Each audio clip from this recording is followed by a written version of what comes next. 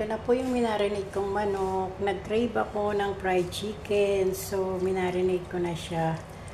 Ngayon naman ay baligtarin natin para masipsip niya ang ating marination. Patis at lemon lang po ito. Tapos nilagyan ko lang ng mga pampalasa. Nakita nyo naman kanina kung anong pampalasa yun. So, maya-maya, ipiprito na natin siya. Ganyan lang po ako mag-marinate ng chicken. Naglagay po ako ng mga 6 na ganito na harina. And then, any flour po. Siyempre, maglalagay din ako ng cornstarch para naman maging crispy ang ating chicken. Mga 3. Kaya pa. Okay. At siyempre po, garlic powder.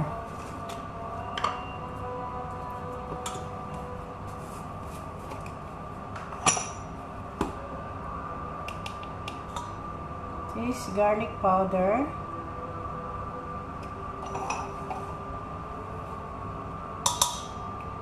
Pepper.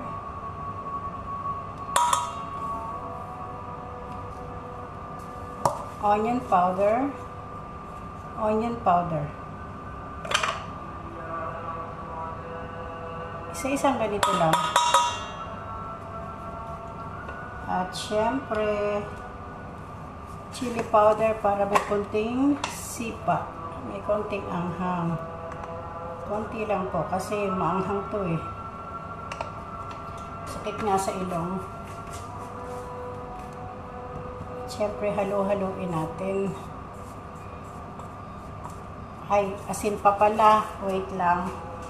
Maglagay tayo ng konting asin. Okay. Enough. So, ito na po yung pinaka-breading natin. Okay na to. And also, meron tayong egg. Ito yung ating egg. So, let's see. Gawin natin ngayon.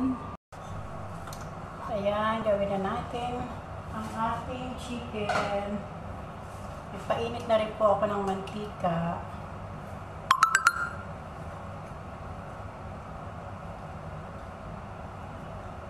Para ilubog lang natin and then sa egg.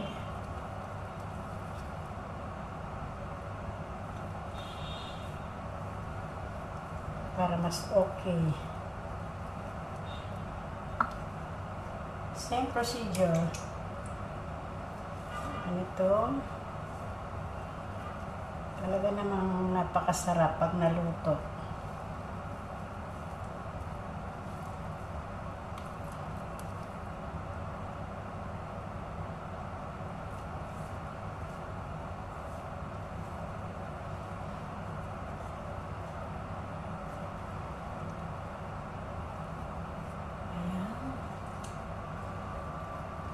Ganyan lang po. Ganito lang kasimple.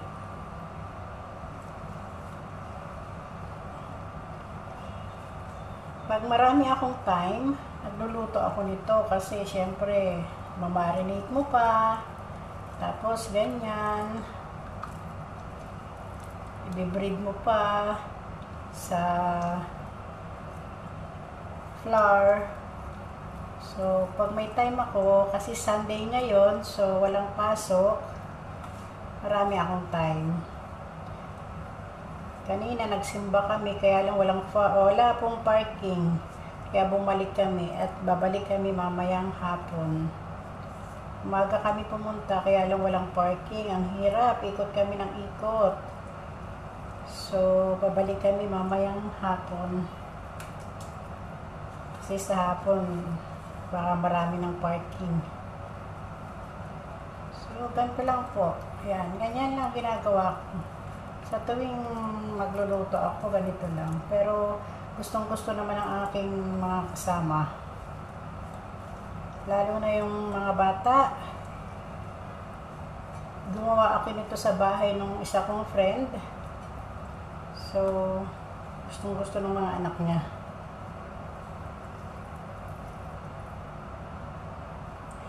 Ganyan lang po, ganyan. Tingnan nyo naman, balik rin natin. Sobrang bango. Ito lang kagandahan pag sa patis nyo siya minarinate at sa lemon or kalamansi. Napakabango. Tapos maraming bawang, paminta, garlic powder, onion powder. Ang bango-bango po niya. Oh. Wow. Nakakagutom. Pero magluluto pa rin ako ng gulay namin. Ayari at may naluluto na o may naluto na tayo. Atin ang tatanggalin. Magsasalang tayo ng panibago. Ayan. Diba? Napakasarap. Ang bango-bango talaga. Ayan. Magsasalang naman tayo ng panibago. So, ngayon naman ay isalang natin are. Diba? At mamaya isamahan nyo kami kumain. Ang breast sana ay hindi ko isasama. Wala naman akong choice eh. Sama ko na lang. Ayan. Balikan natin later. Ngayon naman habang nakasala ang ating chicken, magluluto ako ng, ang tawag dito ay black eye beans. Ayan. Nailaga ko na po ito. Kasi sa plastic niya nakalagay black eye beans eh. Pero mas gusto ko siya kaysa sa munggo. Kasi matamis ang lasa. Then, lalagyan natin ng hipon. Spinach na pinaghalo ko sa kangkong. Ayan. Tapos spinach yung iba. Saan na ba spinach? Ayan. Tapos, kamatis, sibuyas, bawang. Kukunti na lang yung bawang ko. Lalagyan ko na lang ng maraming garlic powder. Tara, iluto po natin. Lalagay tayo ng mantika at tayo'y magigisa-gisa. Okay. And then, babalik pa rin muna natin ang ating chicken. Tingnan nyo, nawala yung isa doon. Nakikita nyo ba? Nawala yung isa. Kinain ko na po. Kinain ko na yung isa. Kasi parang hindi ko na kayang hintayin pa yung mamaya.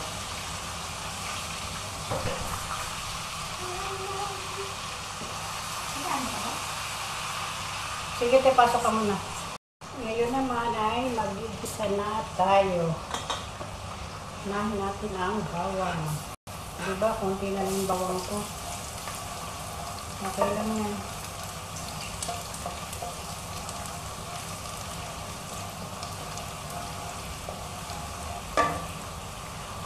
Meron naman akong garlic powder. Siyempre, ang sibuyas. At mekos-mekos natin hanggang sa lumambot ang sibuyas. Parang naubos yung mantika ko. Kaya lang ayaw ko maglagay ng maraming mantika sa chicken. Kasi yung skin niya is nagmamantika naman. Okay. Yan ang isang pirasong kamatis.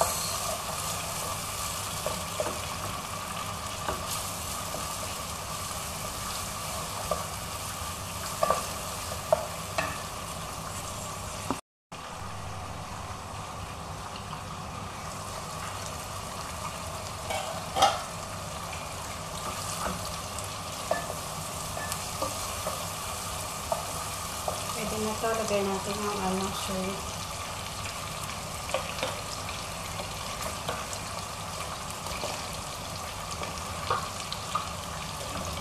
Oh, nalaglag pa isa. Nalaglag pa? Wala. Pakulay orange lang natin siya. Lutuin lang natin siya ng konti, ng bahagya. At ating tatanggalin para mamaya na uli siya ibabalik. Kasi pag hindi po overcook ang shrimp, madali siyang balatan. Pero pag na-over siya, mahirap siyang balatan. Dumidikit ang balat sa laman. Ayan, check. Okay. Alis niya, maluto. Ngayon, kulay orange na siya. Pero hindi pa lahat.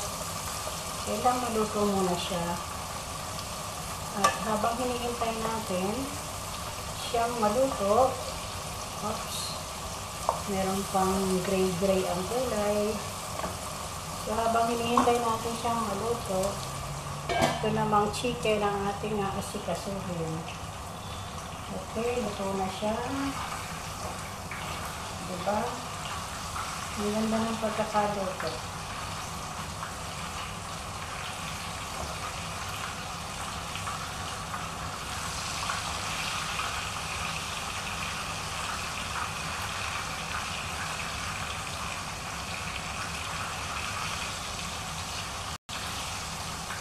Ito isa hindi pa masyado. Mahina lang kasi yung apoy. Hindi ko po nilalasan yung apoy kasi para hindi siya luto. Sunog sa ibabaw. Tapos hilaw na matapos na. Alam niyo yung tinikman kong chicken? Juicy. Masarap siya. Napaka-juicy niya. Mas magsanang ulit tayo. Pwede sigurong idalawa natin. Kasi maliit naman tong isa. Maluluto na rin yan. So, ito naman ang ating chichek. Oops! Pwede na natin kunin ang hipon.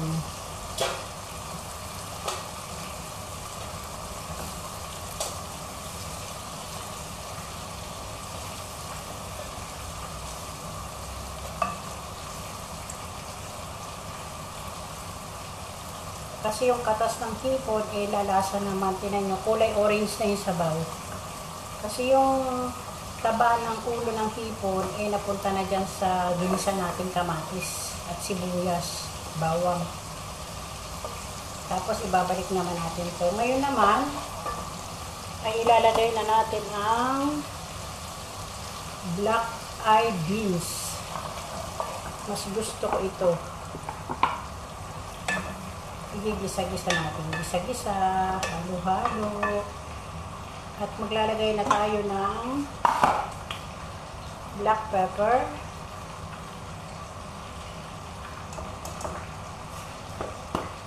Dahil po konti ang ating garlic kanina, so maglalagay tayo ng medyo maraming garlic ngayon. Garlic powder. At syempre, maglalagay tayo ng onion powder. And asin. Okay? So, mekos-mekos muna natin bago natin lagyan ng water later. Gisa-gisa muna natin siya. After that, takpan. Babalikan natin siya later. Check mo natin. Ayan, kumukulo na siya. Maglalagay po ako ng konting patis. Naglagay na po ako ng magic sarap. Hindi ko lang naipakita. Yung nakalimutan ko. Yun lang naman po talaga ang pampalasa ko. Magic sarap. And then, lagyan na natin ng sabaw. Siguro tama na itong sabaw na ito.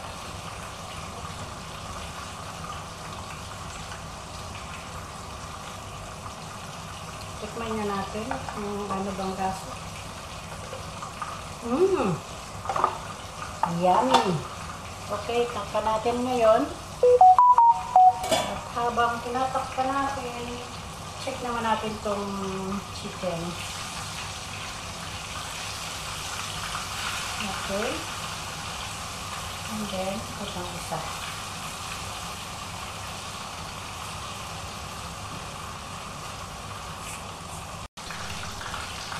Check na po natin kung kumukulo na siya. Ayan na. Kumulo na. Nagpalit ako ng sandok.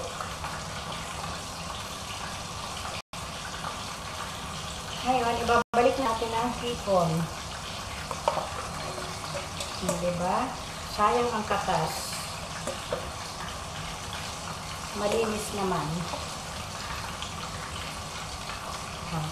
At pagkatapos ay ilagay na natin ang spinach at kangkong. Nahugasan ko na po ito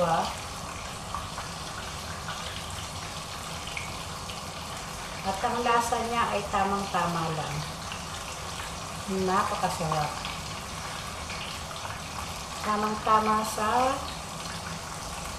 manok na pinrito.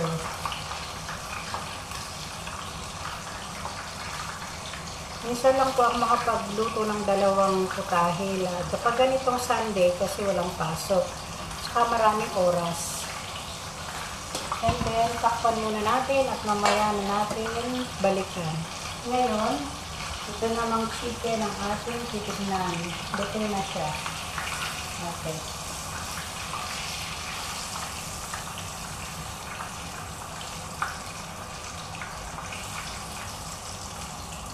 Tingnan natin. Pwede na to. Luto na siya. At meron pang dalawang natitira.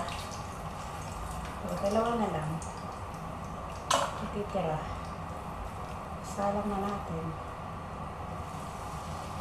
Okay.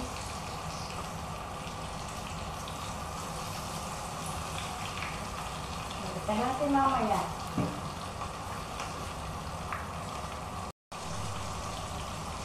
Check. Okay. Kumukulo na naman siya. Tingnan natin. Baka, okay na po. Luto na siya. Hindi natin pwedeng overcook ang dahon.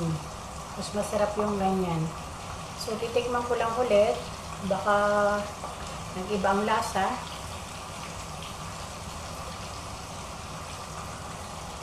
Sarap.